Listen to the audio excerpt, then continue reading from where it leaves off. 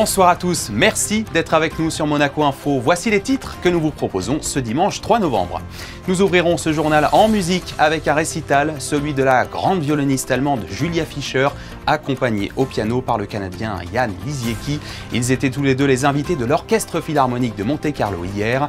Les airs de Mozart, Beethoven et Schumann qu'ils ont interprétés ont fait salle comble. Après la musique, nous parlerons danse. Jean-Christophe Maillot, le directeur des ballets de Monte-Carlo, sort son tout premier livre intitulé Danse en festin. Il y raconte son parcours à travers photos et témoignages. Il sera notre invité pour nous en parler.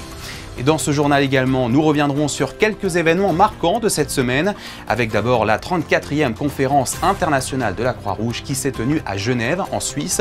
Le prince Albert II avait fait le déplacement, nous y reviendrons avec nos envoyés spéciaux sur place. Et puis à la fin de ce journal, nous vous proposons un voyage au cœur de la Méditerranée, où est menée en ce moment une expérience scientifique d'un nouveau genre, la naissance de 250 bébés corail rouges, une expérience minutieuse qui vise à sauver les récifs coralliens frappés de plein fouet par les effets du réchauffement climatique.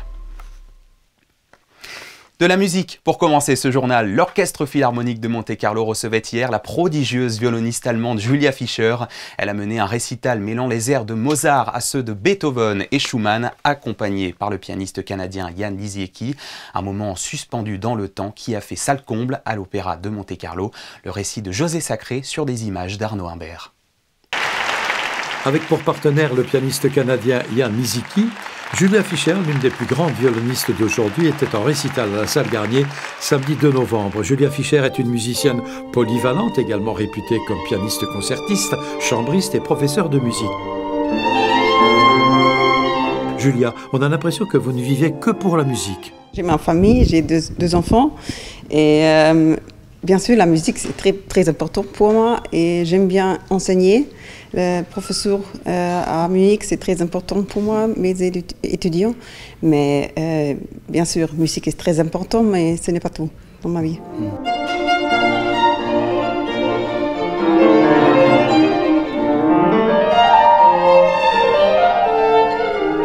Vous êtes là en récital. Est-ce que c'est la forme idéale pour une violoniste ? Je ne sais pas pour une violoniste, mais pour moi, oui. J'aime bien le récital avec un pianiste parce que j'aime bien la musique de chambre.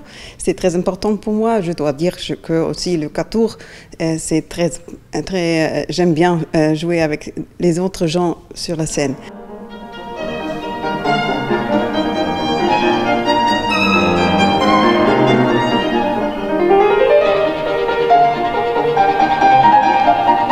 Le programme, Mozart, Beethoven, Schumann, que demander de plus? C'est très classique. Maintenant, avec Jan, il voudrait faire le Mozart et le Beethoven. Et le Schumann, c'était une idée de moi, parce que le deuxième sonate de Schumann, je dois dire, c'est une sonate que j'aime bien. Mais c'est, je crois, le sonate le plus difficile pour le pianiste, vraiment.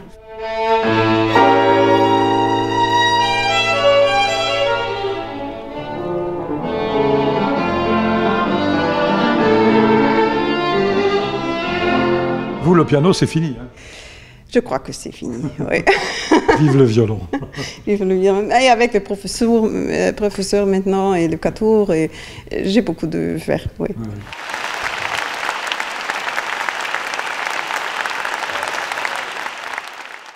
Magnifique. Après la musique, la danse, le mythique directeur des ballets de Monte-Carlo depuis 30 ans déjà, Jean-Christophe Maillot, sort son tout premier livre intitulé La danse en festin, publié aux éditions Gallimard.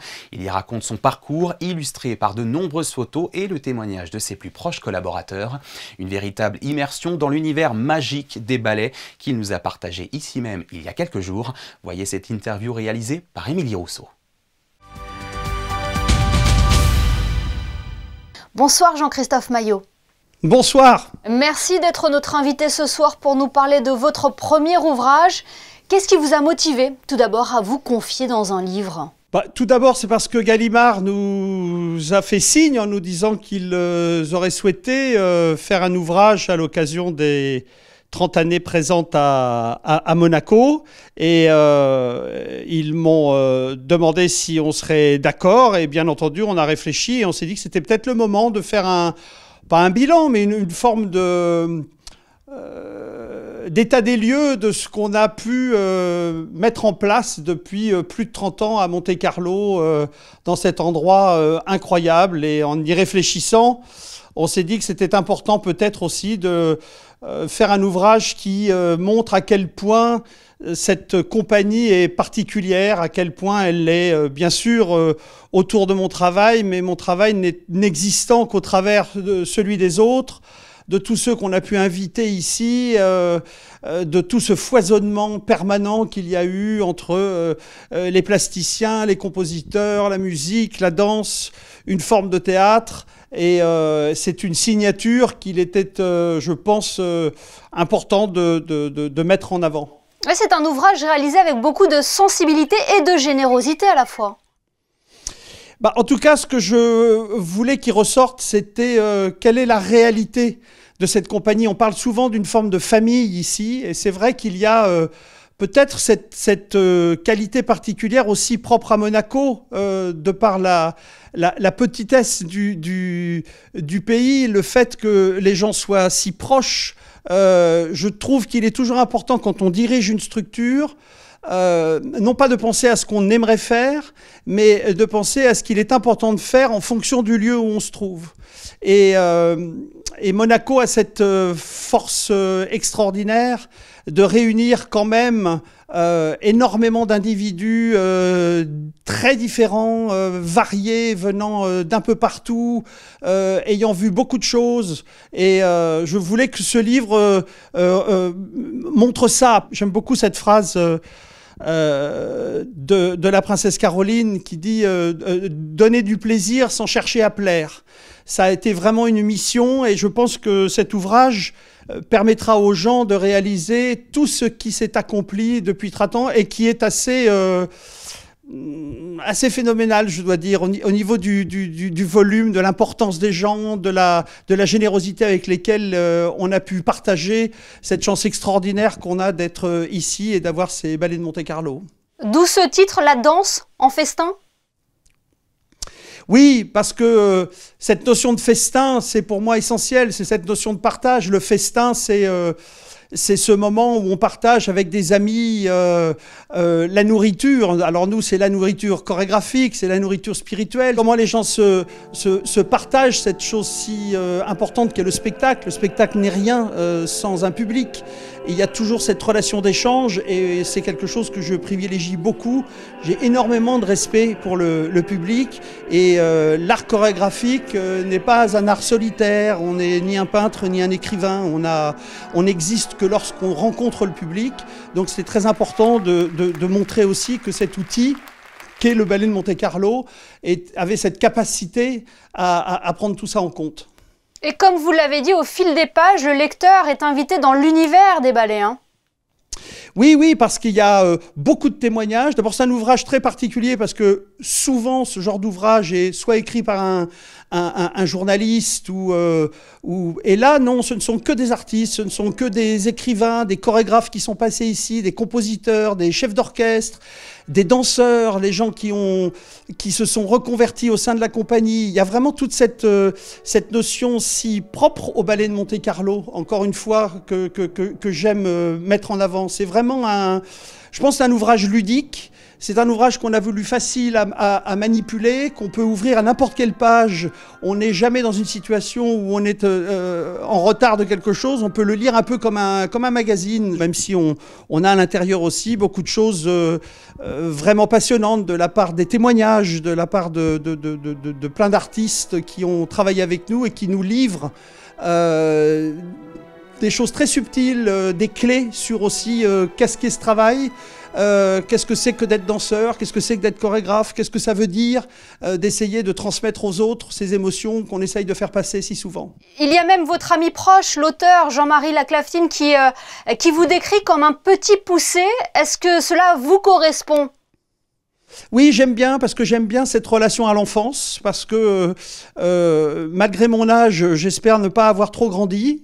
J'aime bien cette idée de voir la vie avec un œil un peu infantile, en essayant de concevoir, même si des fois l'enfance est assez dure, de concevoir les choses avec simplicité, avec humanité, quelque chose de direct, qui est en rapport finalement avec la manière dont on s'exprime. Qu'est-ce qu'il y a de plus simple et de plus direct que de s'exprimer avec son corps et de dire ces choses que souvent les mots ont du mal à préciser. Eh bien, merci beaucoup Jean-Christophe Maillot d'avoir été notre invité ce soir pour évoquer votre livre La danse en festin aux éditions Gallimard qui vient tout juste de paraître. Merci beaucoup. Merci à vous. Tout autre chose à présent, lundi avait lieu en Suisse la 34e conférence internationale du mouvement Croix-Rouge et Croissant-Rouge. En tant que président de la Croix-Rouge monégasque, le prince Albert II avait fait le déplacement. Un rendez-vous crucial qui revêt de nombreux enjeux. À Genève, Alban Gingembre et Thomas Deus. C'est le plus grand réseau humanitaire au monde qui se réunit ici à Genève, siège du Comité international de la Croix-Rouge. L'objectif étant d'aborder l'avenir de l'action humanitaire en lien avec l'actualité.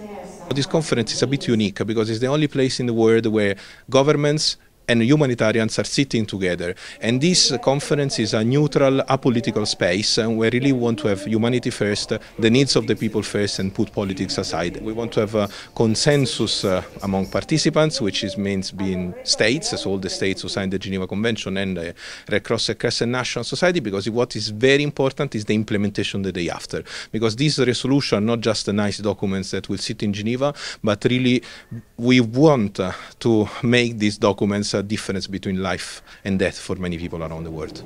Cette année est particulièrement symbolique puisque nous fêtons les 75 ans des conventions de Genève. Les participants sont invités à prendre des engagements pour que les discussions aboutissent sur des actions concrètes. À titre d'exemple, la Croix-Rouge monégasque joue un rôle dans l'opération Ocean Viking qui mène des missions de sauvetage en Méditerranée pour les embarcations à la dérive. Ça, c'est typiquement le sac qu'on distribue à chaque rescapé à bord. Ce sac qui contient en fait donc l'essentiel pour leur séjour à bord, leur séjour qui va durer entre 3 à 5 jours avec les ports qui sont attribués souvent très loin de notre localisation. De nombreuses personnes fuient leur pays pour des raisons qui leur sont propres, qui vont être souvent dues à la guerre, au contexte sécuritaire, à la pauvreté. On sait que des milliers de personnes meurent sur ce parcours, et notamment dans le désert où ils affrontent des conditions d'extrême précarité, de pauvreté, des conditions difficiles de traverser. Et tout ça se clôture en partie par la traversée de la Méditerranée, une Méditerranée qui, on ne le pense pas depuis chez nous, mais reste très dangereuse. Les flux migratoires, le dérèglement climatique, l'évolution du numérique, ce sont autant d'enjeux qui sont discutés ici lors de ce rendez-vous mondial. Du sport à présent, comme chaque année en principauté, la cérémonie des Sportel Awards récompense les meilleures séquences sportives de l'année. L'occasion également de retrouver des visages familiers. Retour sur cet événement dans ce reportage signé Fabien Bonilla et Jean-Alexandre Dordet. Les Sportel Awards, créés en 1990, ont pour but de récompenser les meilleures séquences sportives de l'année écoulée. Cette cérémonie a réuni de nombreux champions olympiques et célébrités du monde du sport. Cette soirée a été présentée par Marc Maury, ancien décathlonien. Parmi les nombreux prix décernés, le prix de la légende a été remis par Louis Ducruet, représentant le prince Albert II, au handballeur Nikola Karabatic, 3 fois champion olympique, quadruple champion du monde et triple champion d'Europe. Le prix de l'autobiographie a été décerné à Dominique Rocheteau, figure emblématique du football français et vainqueur de l'Euro 84 pour son ouvrage Foot sentimental. Le meilleur biopic diffusé sur Canal+ est consacré à la vie de l'athlète française Marie-Jo Pérec. Le meilleur docu-série revient sur l'épopée du handball français de Jackson Richardson à Nikola Karabatic. On peut également parler du prix du documentaire Peace and Sport décerné à Espoir. Ce sont plusieurs portraits de jeunes sportifs à travers le monde et qui font preuve de résilience. À noter également que la soirée a été marquée par la performance acrobatique de Nicolas Fleury qui sur son vélo a partagé les valeurs du sport avec le public. Et parmi les sportifs présents lors de cet événement, il y avait le triple champion olympique de handball, Nikola Karabatic, qui a été honoré pour l'ensemble de sa carrière. Et il ne s'est pas contenté des Sportel Awards, il a aussi profité de sa présence en principauté pour rendre visite aux jeunes et nombreux licenciés de l'AS Monaco Handball. Un moment que nous racontent Fabien Bonilla et Alexandra Marangoni. Une standing ovation pour un champion, une légende. Le sportif, toute nationalité confondue, le plus titré avec 11 médailles d'or dans de grands championnats. On le rappelle, triple champion olympique, quadruple champion du monde et quadruple champion d'Europe. Eh bien, Nikola Karabatic est venu pendant la pause déjeuner dans le clubhouse de l'espace Saint-Antoine. Une cinquantaine de licenciés de l'AS Monaco, handball, âgés de 6 ans et plus, ont pu rencontrer et s'entretenir avec ce monument qui les a fait rêver durant sa longue carrière.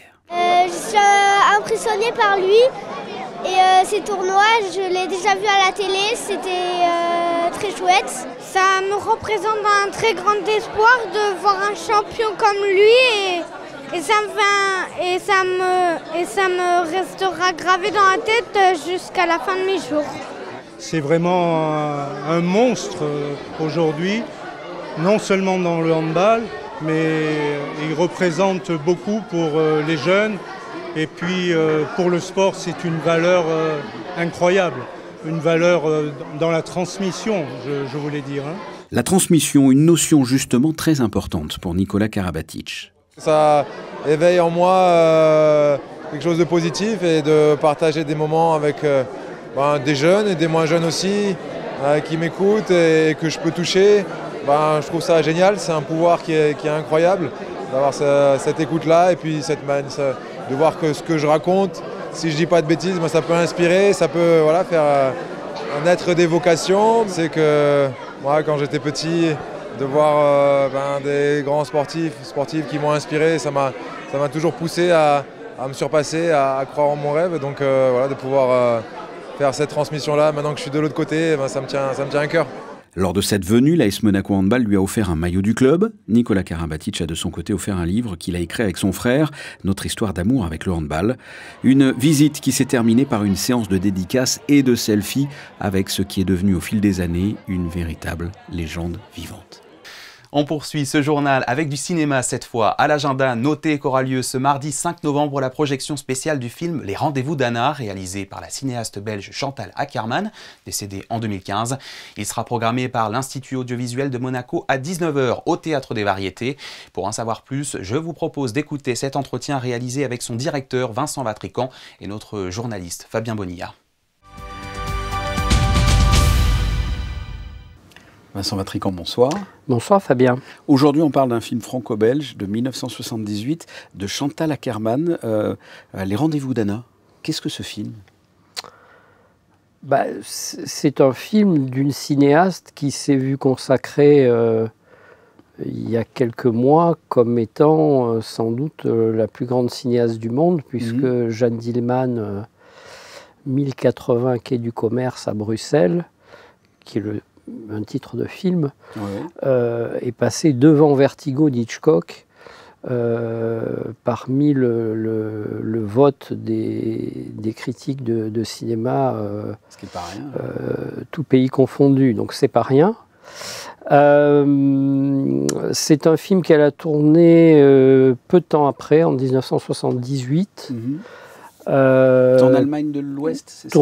Tourné en Allemagne, et qui est un film qui raconte, si j'ose dire, l'histoire d'une cinéaste qui fait la tournée des cinémas pour présenter son film. C'est autobiographique du coup ? Donc évidemment, on voit tout de suite la dimension autobiographique, mais elle s'arrête là.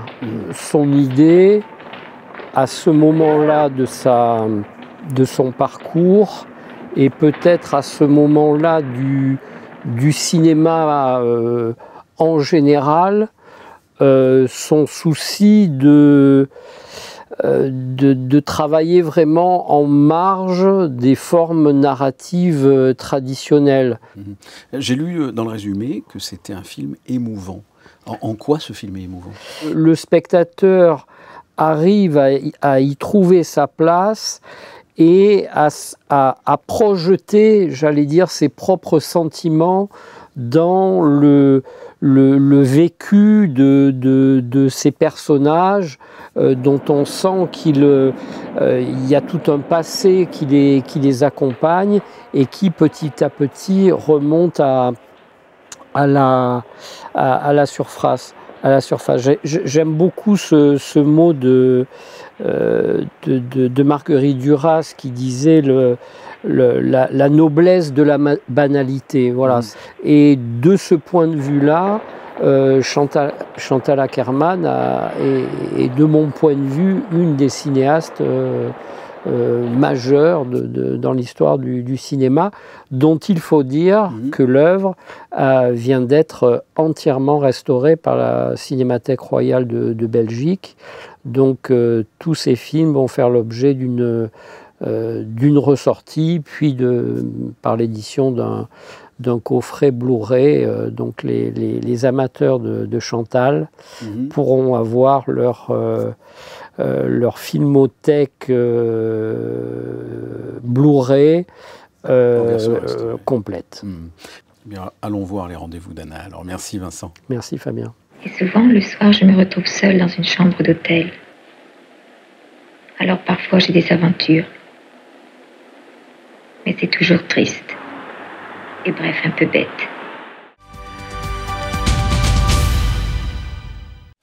C'est un voyage fascinant que nous vous proposons maintenant au cœur de la mer Méditerranée où est menée en ce moment même une initiative scientifique singulière. Les récifs coralliens essentiels à l'équilibre de nos océans sont en danger. Ils subissent de plein fouet les effets du réchauffement climatique. Alors les chercheurs du Centre scientifique de Monaco redoublent d'efforts pour tenter de les sauver en provoquant la naissance de 250 bébés corail rouges. Une expérience que nous font découvrir Vanessa Dessy et Julien Logier. La préservation des récifs coralliens est un enjeu crucial face au changement climatique et à la dégradation des océans. Pour y remédier, les scientifiques du CSM développent des techniques de reproduction innovantes permettant la naissance de bébés coraux. Cette reproduction, elle a lieu dans des grottes in situ qui sont localisées dans les eaux territoriales de Monaco, à 40 mètres de profondeur à peu près. On a présélectionné des colonies mâles et des colonies femelles et on a mis un différent ratio de colonies mâles et de colonies femelles dans chaque grotte. D'abord pour comprendre quel était le ratio qui était le meilleur pour obtenir le plus de larves, on va dire, et de nouvelles recrues possibles. On s'est rendu compte que le meilleur ratio, c'était d'avoir beaucoup plus de colonies femelles que de colonies mâles. Nous avons obtenu une ponte énorme et 200 petites recrues de corail qui sont venues se fixer au plafond de la grotte. Les chercheurs souhaitent perfectionner l'expérience, mais cultiver des coraux n'est pas son défi. Les scientifiques doivent surmonter plusieurs obstacles. Un défi plongé puisqu'il faut entretenir ces grottes à 40 mètres de profondeur en recycleur, sinon on n'a pas le temps de faire le travail. Et de comprendre en fait cette reproduction et les besoins qu'a le corail rouge pour se reproduire et pour former ses larves. Face à la destruction massive des récifs coralliens, la reproduction offre une lueur d'espoir. Cette technique permet de créer des bébés coraux dans des conditions contrôlées, leur donnant ainsi une chance de croître une fois réintroduits dans leur habitat naturel. On va passer à une autre étape de voir peut-être avec de la nutrition comment on peut augmenter la croissance de ces petites recrues dans nos grottes. Le corail rouge est une espèce qui grandit très faiblement, à peu près de 1 mm par an. Mais on espère pouvoir au moins doubler la croissance de ces petites recrues en apportant de la nourriture ou d'autres éléments essentiels. Et ensuite, on espère bien pouvoir réintroduire ces petites boutures de corail dans leur milieu naturel. Ce travail sur la reproduction des coraux pourrait bien être une des clés pour restaurer les récifs endommagés. Mais les chercheurs du Centre scientifique de Monaco ne s'arrêtent pas là. En parallèle, ils mènent des études sur les coraux tropicaux, particulièrement touchés par le blanchiment dû à la montée des températures. Allez, prenons des nouvelles du ciel pour terminer ce journal. Bonsoir Sarah Nkari, les conditions étaient idéales ce week-end. Est-ce qu'elles vont se poursuivre pour ce début de semaine ? Bonsoir Théo, bonsoir à tous. La semaine commencera dans les meilleures conditions, avec un ciel complètement dégagé, sans le moindre nuage à l'horizon. Ce temps ensoleillé sera accompagné de températures toujours aussi agréables, variant entre 13 et 19 degrés. Et si vous en connaissez, ayez une pensée pour les Charles ce lundi. Merci Sarah et merci à vous d'avoir suivi cette édition. Demain, ne manquez pas le nouvel épisode du podcast de Monaco Info. Le triple champion olympique et quadruple champion du monde de handball Nicolas Karabatic sera l'invité de Geneviève Berthy. Performance, parcours, indiscrétion, un échange passionnant à écouter sur toutes les plateformes. Et puis à 19h, vous retrouverez Patricia Navarro pour un nouveau point complet sur l'actualité. Excellente soirée à tous sur Monaco Info. À bientôt.